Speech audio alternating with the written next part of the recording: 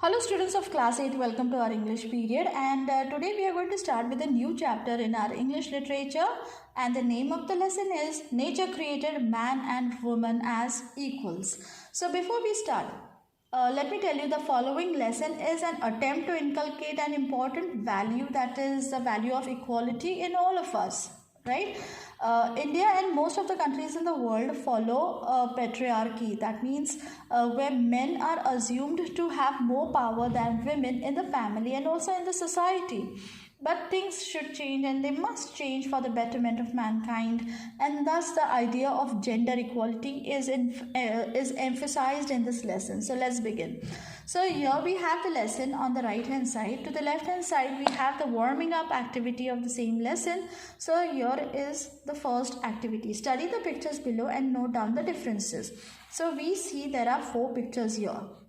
1, 2, 3, 4. Okay, we have numbered them 1, 2, 3, 4. Fine.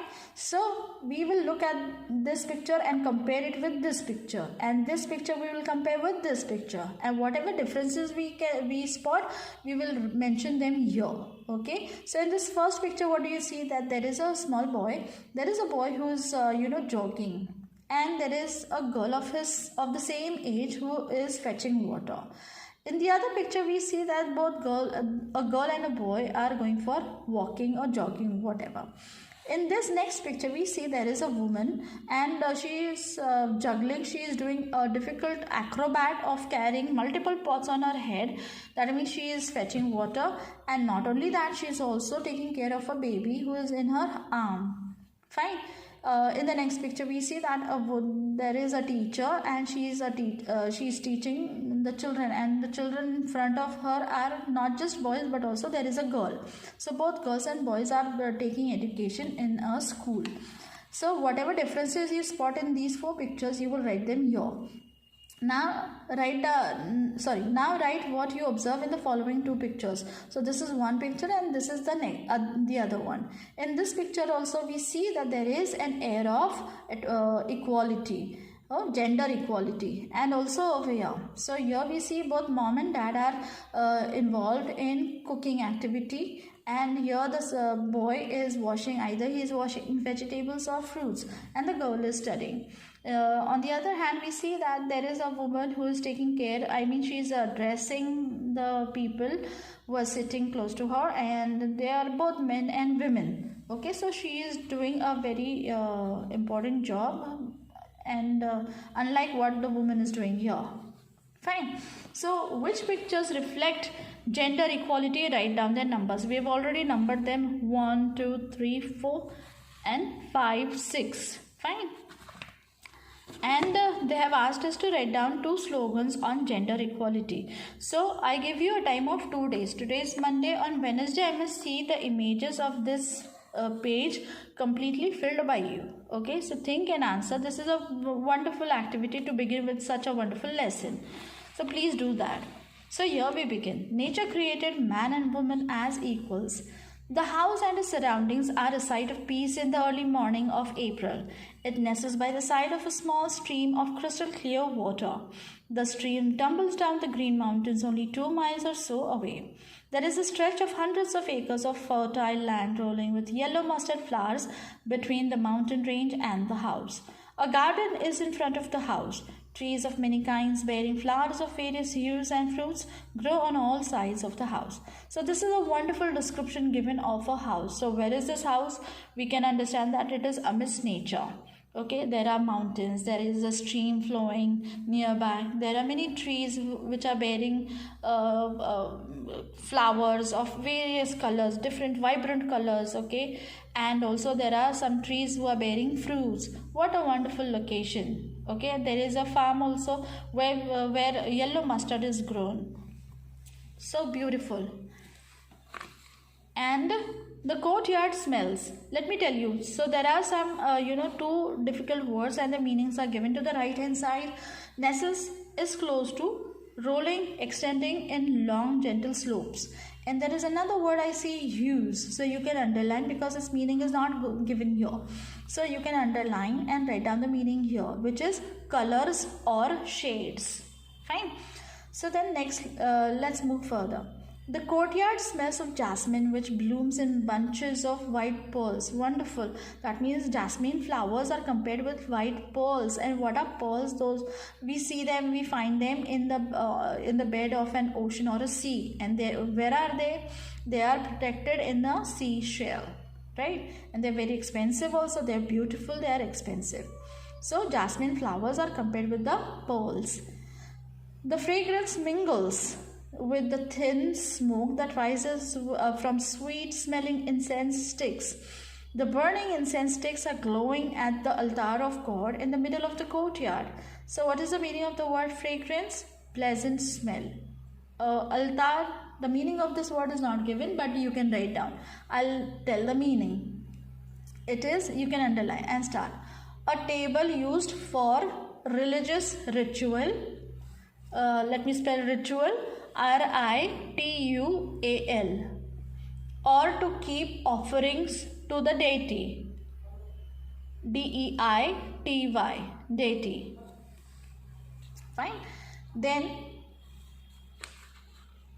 okay, so this is about the house. So there is so this house has a courtyard, and what is there? They have an altar of God in the middle of the courtyard, and there are incense sticks in front of the altar. Okay, and yes, it's a wonderful house. Ashangbi is in her reading room and is busy writing an article. She is a middle-aged mother of 3 children and a journalist and women's rights activist. Activist, like we say karyakarta in Marathi. Yeah. Lanthoi, her youngest sister, enters the room. She is an intelligent girl. Today she looks thoughtful and she takes a seat by her mother's side. At the sight of a child, Ashangbi lovingly asks, "Have you finished your study, my dear?" "Yes, mother. I finished it last night. Today, being Sunday, I want to do something interesting," Lanthoi says and waits for her mother's response. So she wants her mother to ask her, "What is that?" "Tell me what you want to do," Ashangbi asks her, quite amused. "Mother, tomorrow I am going to represent the Sirai Lily House as a speaker in a symposium at our school. The topic is God created men and women as equals. Will you spare some time to have a discussion with me?" Lanthoi presses on her mother. So Ashangbi, okay, so this beautiful house at such a beautiful location belongs to a lady whose name is Ashangbi. And who is she? She is a middle-aged mother of 3 children. And not only that, apart from being a mother of 3 children, she is also a journalist and a women's rights activist. Fine. So she has got 3 children, and while she is busy writing an article in her reading room, her youngest daughter enters the room. And what is her name? Her youngest daughter's name is Lanthoi. Okay, and she is asking her mother to do a favor to her. Okay, so what is that favor? So she tells her mother that she has actually taken part, and she is taking, she is going to represent her house. Which house? So there are many houses in a school. Like, when I was a student, we used to have 4 houses and the houses were represented by the names of the colors. Like I belong to Mauve house. Okay, we had this word, or no, let me tell you, it spells as MAUVE. Okay, so Mauve house, red house, green house, and yellow house. So like these houses were there, and there are still some schools here in Jalgaon city also practicing or following the house culture. So Lanthoi belonged to a house, and what was the name of a house? Sirai Lily. Okay, and she was going to be the speaker in a symposium at her school, and she was going to talk on a topic. What was that topic? God created men and women as equals. So she was going to speak on this given topic, and she wanted some help from her mother. Why do you think that she approached her mother? Not only because she was an adult and she knew more about gender equality, but also she was she was an activist who fought for women's rights, isn't it? So she thought her mother would be the better person to help her. Okay, Now next, Lanthoi has just had a discussion with her father on the topic. So before approaching her mother, Lanthoi discussed on the same topic with her father. Tomba, her father, is a husband supportive of the activities of his wife and a loving father. So what is her father's name? Her father's name is Tomba. Okay, and what does he do? He is actually a very good person, because here it is mentioned that he is a husband supportive of the activities of his wife. That means he supports his wife in whatever activities she does. Okay, and also he is a loving father.